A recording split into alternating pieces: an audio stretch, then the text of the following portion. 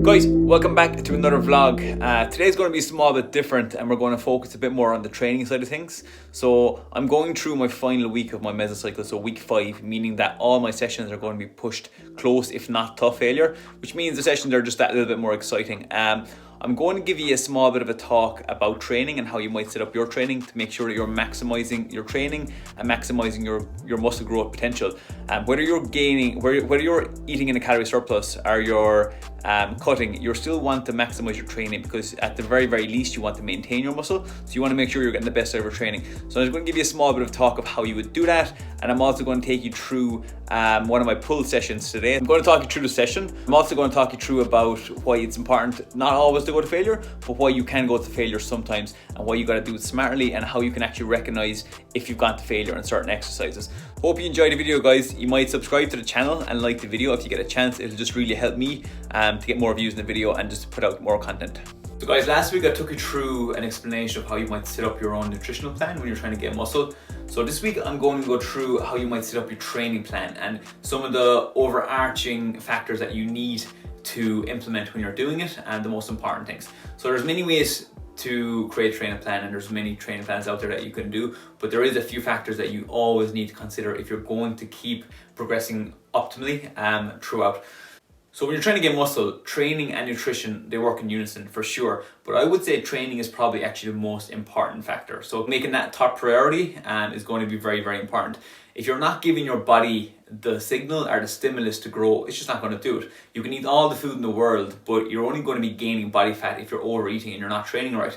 So you do need to make sure that the training is on point and that you're training progressively over time in order to gain muscle optimally. We're quite good at, in general, is going to the gym, working hard, taking most exercise close to failure, and just ticking the boxes in general. And that's great, that's fantastic, and that's an important part of muscle growth.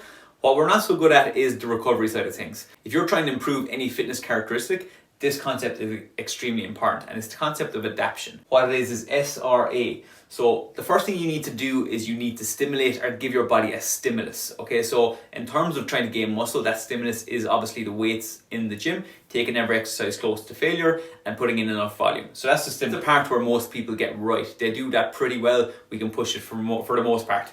The second part is the recovery. This is probably the part we don't get too right. This is the sleep, this is the nutrition, and the part people miss the most is planning out your training cycles.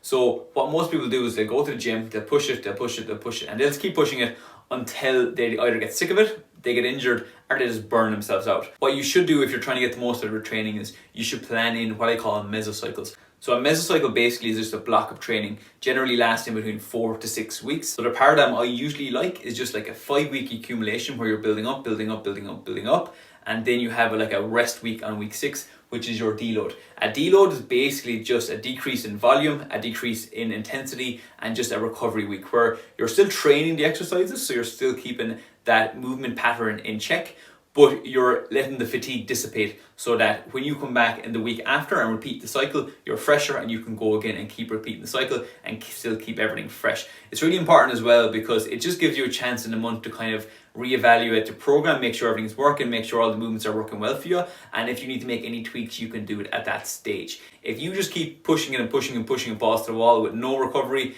then bad things are going to happen and you're not going to get the best result you possibly could. So if you get these two things down, if you get the stimulus down, which most people are pretty good at, if you get the recovery down, which we're not so good at, then adaptation happens. Adaptation is basically your body reacting to what you're giving it. So you've stimulated, you've broken it down, then you're building it back up with the recovery, and the adaptation happens because we overcompensate and your body basically builds you up stronger so that the next time you're faced with that same stressor, your body is better able to cope with it.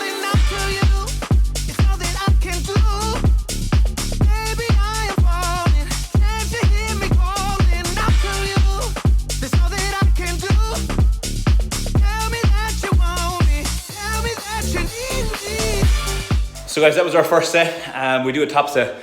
So basically we do a heavy set and then we do what we call a back off set. So a heavy set, we do one set of about 10 reps, as heavy as we can. We're going to failure there, as you can see. With this exercise, bent over row especially, there's what we call technical failure. So that's basically when your form starts to break down near the end. Some other exercises are a bit more obvious. I'm going to put a clip in now of us doing the bench yesterday. That's a lot more obvious because you just can't lift the weight and you need help. With the bent over row, you could cheat near the end. So technical failure is when your form starts to break down, and that's when you cut the set. So you can see that there at the end, my form started to break down a little bit. So that's basically the difference. We're going to do some back off sets now. So we're just going to lighten the load by about 10%, and we're going to AMRAP it, meaning we're going to do as many reps as we can, getting close to failure.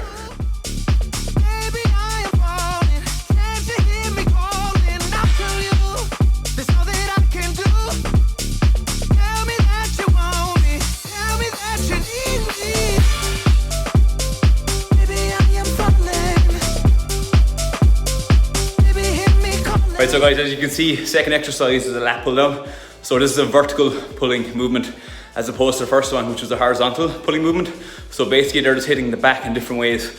The lat pull down is more lat emphasized, whereas the bent over row gets lats as well, but also hits like your upper and mid back. With this exercise, same as the first one, you can see near the end, the failure point is generally when your form starts to break down. You can't bring the bar to your chest anymore, and you're starting to kind of compensate by basically rolling in your wrist a small bit. So once that starts to happen again, you can just cut it there as technical failure.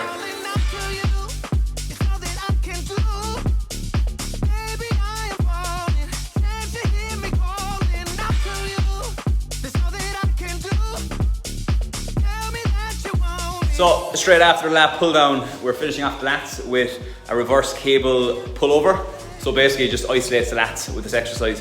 We're doing myo reps as well, so it's an absolute killer. So basically what you do is you pick a weight you can do for about 20 to 25 reps. You knock them out, and then straight away we take about 5 to 10 seconds of a break, take about 5 deep breaths, and then you do another set, as many as you can. Then you take a break again, 10 seconds, do another set, and repeat that for the given amount of sets. So today we have to do 4, one activation set of about 20 to 25, and then we do 3 like subsequent sets where we do roughly, you probably get between 5 to 10 reps if you're going well, but it's such a burn after doing the lat pull down. So basically just finish off the lats.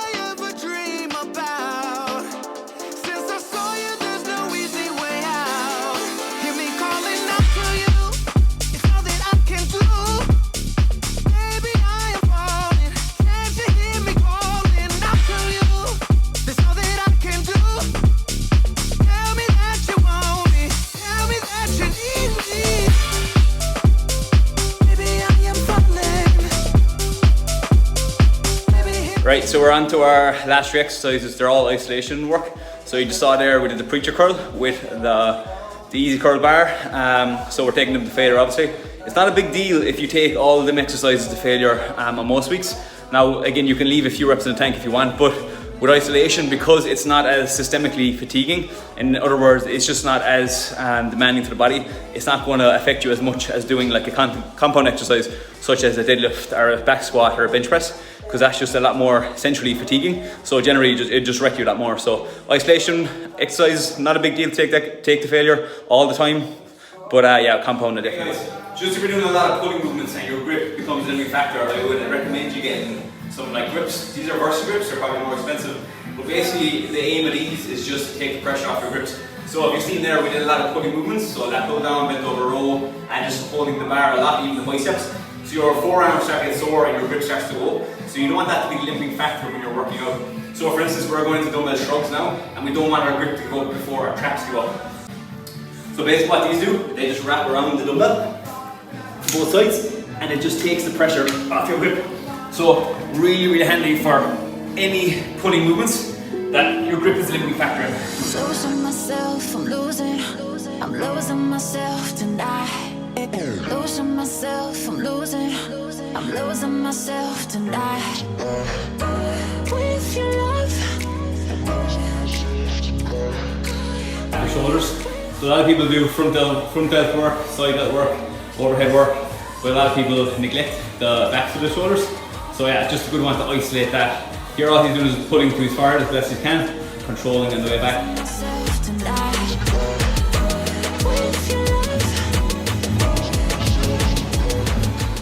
Guys, hope you enjoyed it. Something a small bit different today. We just went through more training stuff as opposed to nutrition. So if you enjoyed the training stuff, do let me know in the comments, and I will put up more stuff like this, and maybe some more training tips and how you might set up your own training plan as well. Thanks for watching, and I'll see you in the next vlog.